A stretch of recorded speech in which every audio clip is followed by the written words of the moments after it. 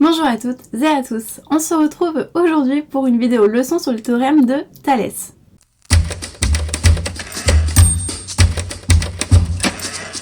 Tout comme pour le théorème de Pythagore, cette leçon sur le théorème de Thalès va se distinguer en trois cas différents. Premier cas, donc l'utilisation du théorème de Thalès. Deuxième cas, l'utilisation de la réciproque du théorème de Thalès. Et enfin, troisième cas, l'utilisation de la contraposée du théorème de Thalès. Dans tous les cas, nous avons un certain type de figure dans lequel nous pouvons ou non utiliser ces théorèmes réciproques et contraposés. Ou bien nous avons deux triangles qui partagent bien un sommet commun, mais avec deux angles opposés par le sommet. Ou alors nous avons deux triangles qui ont bien un sommet commun et exactement le même angle. Le premier cas ici est en général la figure qu'on appelle la figure papillon. Et dans les deux cas, on finit de former nos triangles à l'aide de deux autres droites qui peuvent ou non être parallèles. Dans le cas de l'utilisation du théorème de Thalès, on est donc dans ces configurations-là avec deux triangles formés par deux droites séquentes et les bases qui sont parallèles. Ce que je vais appeler base ici, pour simplifier un petit peu l'explication, c'est simplement en fait les troisièmes côtés de mes triangles. C'est ceux-là que je vais considérer comme étant des bases. Donc là, je vais avoir ML et IJ, et ici, ML et IJ aussi. Donc dans le cas du théorème de Thalès, on a ces configurations-là avec nos bases qui sont du coup parallèles. Et grâce à ça, on va pouvoir conclure que les rapports sont égaux et utiliser ces rapports pour trouver une longueur manquante. Ensuite, nous avons le cas de la réciproque du théorème de Thalès. J'ai déjà fait un petit point sur ce qu'était la réciproque avec la réciproque du théorème de Pythagore. Je vais en refaire un petit encore ici parce que je pense que c'est vraiment très important pour vous de comprendre ce que ça veut dire que la réciproque d'un théorème pour pouvoir mieux l'appliquer. Donc les théorèmes de Pythagore et de Thalès sont en fait des implications. C'est-à-dire qu'on va avoir une propriété P qui est vraie et le fait que ce soit vrai, ça implique une propriété Q qui va être vraie elle aussi. Ça, c'est le théorème. Si P est vrai, alors Q est vrai. Maintenant, toute implication a une réciproque. Mais la réciproque n'est pas toujours vraie. Prenons un exemple. Si je pose x qui est égal à 3, ça c'est ma propriété P que j'estime être vraie. Cela implique que x au carré sera égal à 9. Ça c'est toujours vrai. Si x égale 3, x au carré égale 9. Donc ma propriété P est vraie, implique bien que ma propriété Q est vraie. La réciproque serait de dire que si x au carré égale 9, alors x est égal à 3. Mais là, vous le savez normalement, ce n'est pas toujours vrai. Il y a deux nombres qui ont pour carré 9. 3 et moins 3 aussi.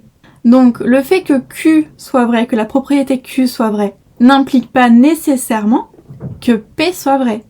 Donc il serait faux de dire que si Q est vrai, alors P est vrai. Parce que x peut aussi être égal à moins 3. Effectivement, si x au carré égale 9, on a deux solutions, 3 et moins 3. Donc ici, l'implication, donc dans ce sens-là, l'implication P vers Q est vraie.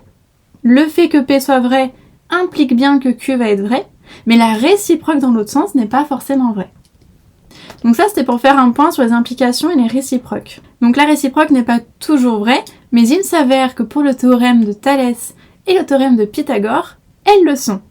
Ce qui signifie que pour ces théorèmes, quand on a Q qui est vrai, alors on trouve aussi que P est vrai. Ça du coup, c'est la réciproque. Et la contraposée du coup d'une implication, c'est quand on a Q qui est faux, qu'on va noter du coup Q bar, qui implique que P est faux aussi. La contraposée est toujours vraie. Peu importe l'implication que l'on a, sa contraposée sera toujours vraie. Et donc du coup, c'est en particulier le cas pour les théorèmes de Thalès et de Pythagore. Ça, c'était un petit point du coup, rappel sur ces mots de vocabulaire réciproques contraposés. Encore une fois, c'est vraiment un rappel très bref, uniquement pour que vous compreniez un petit peu le vocabulaire et que vous compreniez surtout la manière de rédiger la réciproque et la contraposée. Donc revenons du coup à l'utilisation de la réciproque du théorème de Thalès. On a la même configuration, sauf que cette fois-ci, on ne sait pas que les bases sont parallèles. C'est ce que l'on souhaite démontrer justement. Par contre, ce que l'on va savoir ici, c'est que les rapports sont égaux. Quand on a donc du coup le théorème qui nous dit que P implique Q, de manière très simpliste, notre propriété P en fait, c'est les droites parallèles, notre propriété Q finalement, ce sont les rapports égaux. Donc le théorème nous dit si les droites sont parallèles, alors les rapports sont égaux, eh bien la réciproque, elle va nous dire l'inverse. Elle va nous dire si j'ai les rapports égaux, alors j'ai les droites parallèles. D'ailleurs, il nous suffira que de 2 rapports égaux, puisque si l'on a les 2 rapports égaux et un angle en commun à 2 triangles, ça veut dire qu'ils sont semblables. Donc c'est bien ce que l'on aura ici, en fait, on a bien à chaque fois 2 angles égaux dans ces triangles, peu importe que les droites soient parallèles ou non. Et après, si l'on a bien 2 rapports égaux entre ces 2 triangles, ça veut dire qu'on a bien des triangles semblables. Et donc en fait, le 3e rapport est inévitablement égal aussi aux autres. Donc finalement, il nous suffit de 2 rapports égaux pour montrer que les droites sont parallèles. Ensuite, pour l'utilisation de la contraposée, donc là cette fois-ci on va avoir la même configuration, les mêmes figures, mais cette fois-ci on aura montré que les rapports ne sont pas égaux, et donc on conclura que les droites ne sont pas parallèles. Et tout comme pour la réciproque, il nous suffira de montrer que 2 rapports ne sont pas égaux pour dire que les 3 rapports ne sont pas égaux, ce qui paraît plutôt logique. Donc finalement, si on fait un tableau récapitulatif, dans nos figures, si l'on a les droites parallèles, on doit utiliser du coup le théorème de Thalès et on conclut que les rapports sont égaux. Si l'on a les rapports égaux, on utilise alors la réciproque du théorème de Thalès et on conclut que les droites sont parallèles. Et enfin, si on démontre que les rapports ne sont pas égaux, on utilise du coup la contraposée du théorème de Thalès et on conclut que les droites ne sont pas parallèles. Bien sûr, dans chaque cas, il y a une petite configuration à respecter. Il faut bien être dans des figures qui permettent en fait d'utiliser le théorème de Thalès. C'est pourquoi on devra aussi préciser que dans tous les cas, nous avons les points alignés dans ces ordres où les droites séquentent en un point. C'est ce que nous verrons dans la rédaction. Ça permettra du coup de justifier que la figure est bien la bonne et des bons rapports qui seraient ou non égaux. On passe alors à la rédaction. Donc tout d'abord l'utilisation du théorème de Thalès. Je vous ai refait ici les croquis, donc du coup des situations possibles pour utiliser le théorème de Thalès. Et dans le cas de la rédaction ici, de cet exemple de rédaction, je vais utiliser ce croquis-là. Donc le croquis où les triangles sont du même côté. Alors, c'est parti.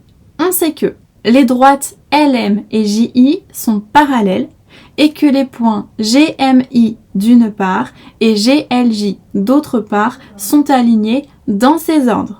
Autre variante de on sait que les droites LM et JI sont parallèles et que les droites MI et LJ sont séquentes en G. On continue d'après le théorème de Thalès, on a, et donc là on conclut sur ces rapports-là qui sont égaux. Pour les rapports, c'est souvent que vous vous trompez là-dessus. Moi, j'ai une petite habitude. Après, si vous avez déjà une habitude qui fonctionne, gardez la vôtre. L'astuce que je vais vous donner, c'est vraiment pour ceux qui ont des difficultés à trouver justement leur petite méthode. J'espère que ça pourra vous aider. Donc, ce que je fais, c'est que je pars toujours du sommet commun. Donc, on va déjà le faire avec cette figure et après, je vous montrerai avec l'autre.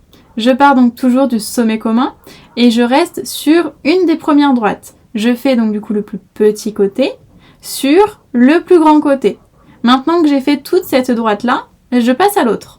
Je fais le petit côté sur le plus grand côté.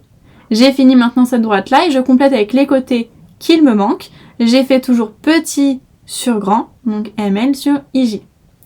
Une fois qu'on a en fait nos 2 premiers rapports, si on ne s'est pas trompé, normalement, on enlève du coup le sommet commun et on retrouve finalement ici nos rapports de fin. ML, c'est bien du coup la distance LM que l'on revoit ici. Et IJ, c'est bien la distance JI que l'on a ici. Donc je reprends, on part du sommet commun, on fait du petit au plus grand. Ensuite, on part sur l'autre droite, petit sur grand. Et enfin, donc du coup, on fait les 3e côtés, donc petit sur grand.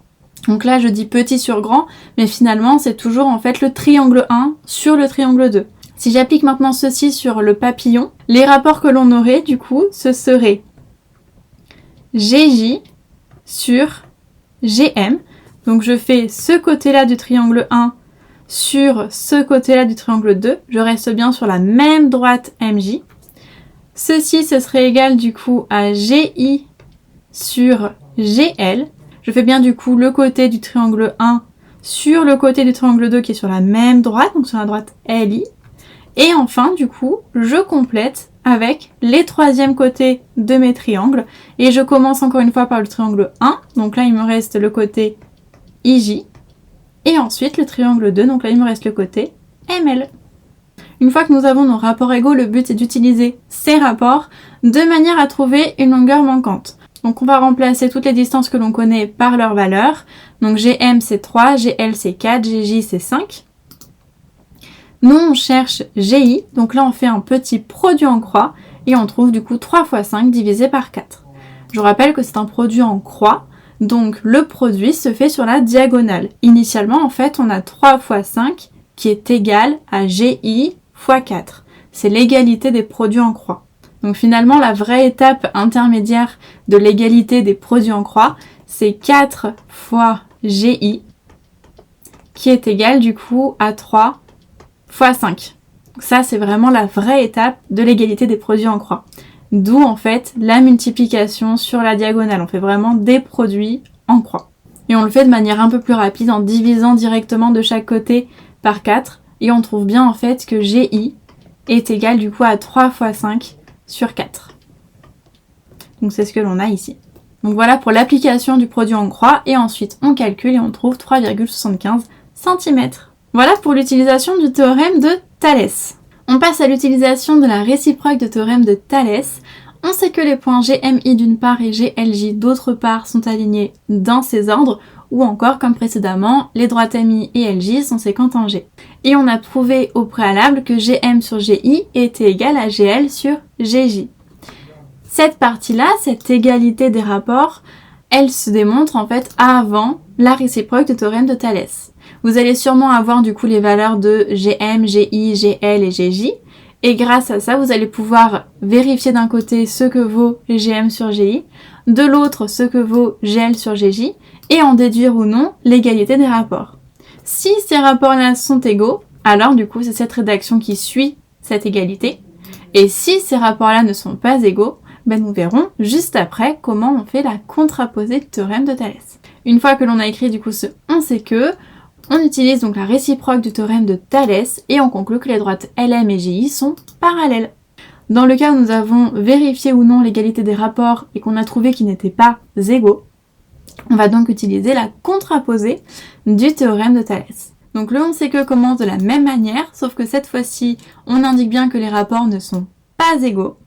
Et du coup, d'après la contraposée du théorème de Thalès, on conclut que les droites LM et GI ne sont pas parallèles. Voilà donc pour la partie cours sur le théorème de Thalès. Maintenant que tu as regardé la leçon sur le théorème de Thalès, tu peux aller t'entraîner et regarder les vidéos exercices sur le théorème de Thalès. Si tu as des questions, n'hésite pas à les mettre en commentaire et je te dis à bientôt pour une nouvelle leçon.